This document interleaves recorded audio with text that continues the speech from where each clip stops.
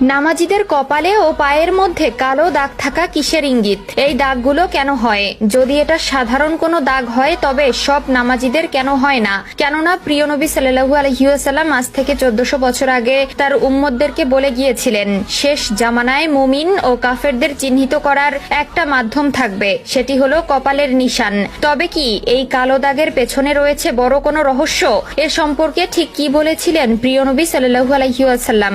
এই দাগটি যেই মুসলিমের কপালে পাওয়া যাবে সেই মুসলিমের জন্য এটা মঙ্গলময় নাকি অমঙ্গলময় ইঙ্গিত করে? কারণ এই দাগটি আমি আপনি অপরের শরীরে যেমন দেখছি, ঠিক তেমনি যে কোনো দিন যে কোনো সময় আমাদের শরীরেও এটি প্রকাশ পেতে পারে। তাই প্রিয় দর্শক, ভিডিওটি সম্পূর্ণ দেখবেন এবং এমন কপালে ও পায়ে কালো দাগ বা নিশানযুক্ত কোনো ব্যক্তি আপনার এলাকায় বা আপনার পাড়া মহল্লায় আছে কিনা অবশ্যই কমেন্ট করে জানাবেন এবং ভিডিওটি শেয়ার করার মাধ্যমে সকল মুসলিম ভাই ও বোনদেরকে এই ভিডিওটি দেখার সুযোগ করে দিন, যাতে করে তারাও জানতে পারে তাদের কপাল ও পায়ে এমন দাগ হওয়ার আসল কারণটা কি।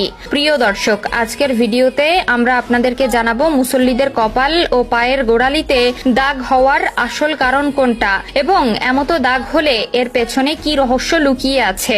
রাসূলুল্লাহ সাল্লাল্লাহু আলাইহি ওয়াসাল্লাম ইরশাদ করেছেন, আল্লাহ তাআলার কাছে দুনিয়ার মানুষের 2 ফোঁটা তরল এবং 2টি নিশানা সবথেকে প্রিয়। তরলগুলোর মধ্যে যে 2 ফোঁটা তরল আল্লাহর কাছে সবচেয়ে প্রিয়, তার প্রথমটি হচ্ছে আল্লাহ তাআলার ভয়ে নামাজে চোখ থেকে গড়িয়ে পড়া 1 ফোঁটা অশ্রু। কারণ আল্লাহর ইবাদতে বসে একমাত্র সেই ব্যক্তি চোখের অশ্রু ফেলতে পারে যে আল্লাহকে মনে প্রাণে বিশ্বাস করে এবং তার দেওয়া বিধিনিষেধ সম্পর্কে সর্বদা সতর্ক থাকে। আর দ্বিতীয় তরলটি হলো আল্লাহ তাআলার জন্য জিহাদ করতে গিয়ে কোনো মুমিন বান্দার শরীর থেকে ঝরে পড়া 1 ফোঁটা রক্ত।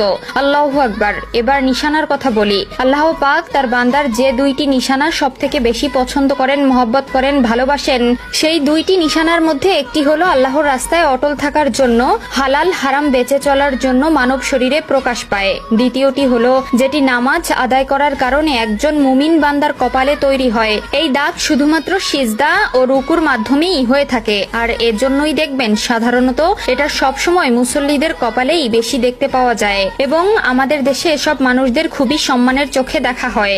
অনেকের মনে প্রশ্ন জাগে, সিজদার কারণে কপালে দাগ পড়া কি নেক লোকের পরিচয়? সিজদার কারণে কপালে দাগ পড়া নেক লোকের আলামত নয়, বরং তা হলো মুখমণ্ডলের ও হৃদয়ের উন্মুক্ততা ও প্রশস্ততা, উত্তম চরিত্র প্রভৃতি।